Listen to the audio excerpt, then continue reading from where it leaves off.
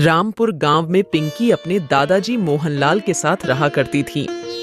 एक दिन की बात है, पिंकी अपने दादाजी से कहती है, दादाजी 2 दिन बाद मेरा बर्थडे है। आपने पिछली बार भी कहा था कि आप मेरे लिए केक लेकर आओगे, पर आप नहीं लाए।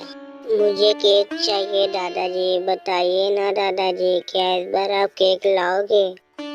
अरे अब मैं इसे कैसे बताऊं कि मेरे पास पैसे नहीं हैं। देखो पिंकी बेटा, पिछली बार मैं भूल गया था, इस बार मैं तुम्हारे लिए एक प्यारा सा केक लाऊंगा, फिर हम मिलके बर्थडे बनाएंगे। मोहनलाल ने पिंकी से कह तो दिया था, पर उसके पास केक खरीदने के लिए बिल्कुल भी पैसे नहीं थे।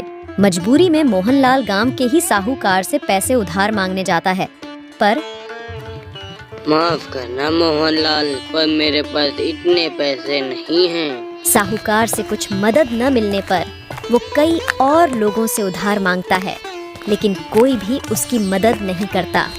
निराश होकर मोहनलाल अपने घर लौट आता है और सोते हुए सोचता है, आज पिंकी के माता पिता जिंदा होते तो बेचारी को उतना कष्ट नहीं झेलना पड़ता। क्योंकि मोहनलाल एक कुम्हार था।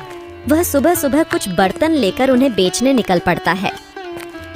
मटके ले लो मटके, प्यारे प्यारे मटके, मटके ले लो मटके। पूरे दिन भर मटके बेचने पर भी वह इतने पैसे नहीं जुटा पाता जिससे पिंकी के लिए केक खरीदा जा सके।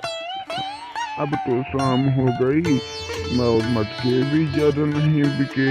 अब मैं क्या करूँगा?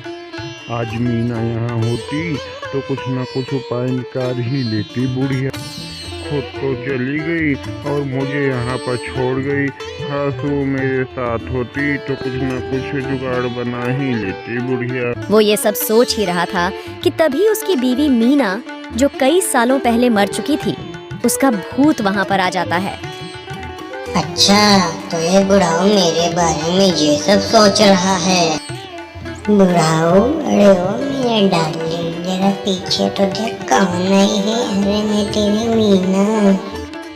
अरे तुम तो भूत हो, तुम यहाँ क्या कर रही हो? जल्दी बताओ, तुम यहाँ क्या कर रही हो? मैं तो तुझसे मिलने आई थी बुढ़ाऊ, पर यहाँ के पता चला कि हमारे पोती पिंकी को बहुत दुख है और तेरे पास इतने पैसे भी नहीं है कि तू उसके लिए बर्थडे केक खरीद पाए। मैं सोची कि क्यों ना तेरी मदद कर दूं। अरे तो तू मेरी सरिता है क्या? पहले भी तू चुड़ैल दिखती थी, अभी भी तू चुड़ैल दिखती है, ज्यादा कुछ बदला तो है नहीं। हाँ, बस नाक थोड़ी सी बड़ी हो गई है। हाँ, तू तो बहुत हैंडसम बन चुका है। ये सब छोड़ और मेरी बात ध्यान से सुन। मैं तुझे एक जादुई पेंसिल देती हूँ। उस पेंसिल से तू जो भी चित्र बनाएगा वो असली बन जाएंगे। उसके इस्तेमाल से तू हमारे पिंकी के लिए एक बर्थडे केक बना सकता है। इस पेंसिल को संभाल के रखना। ये जादुई पेंसिल है और इसे अच्छे कामों के लिए ही इस्तेमाल करना। और तो चिंता मत करना बुढ़ाऊ, हमारे पोती को जब भी तकलीफ होगी मैं आ जाऊंगी। और अब मैं चलती हूँ। मीना के जाने के बाद मोहनलाल उस पेंसिल को देखने लगता है। ये कोई जादुई पेंसिल है? मुझे तो बुढ़िया पे जरा भी भरोसा नहीं है।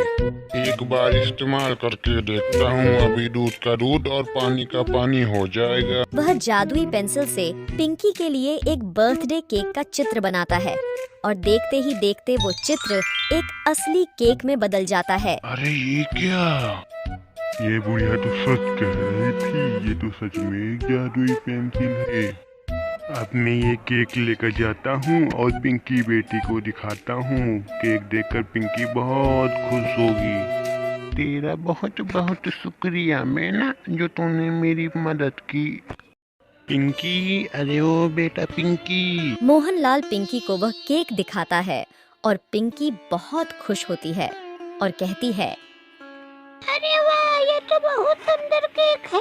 आपका बहुत बहुत शुक्रिया दादाजी, आप मेरे लिए इतना अच्छा केक लाए।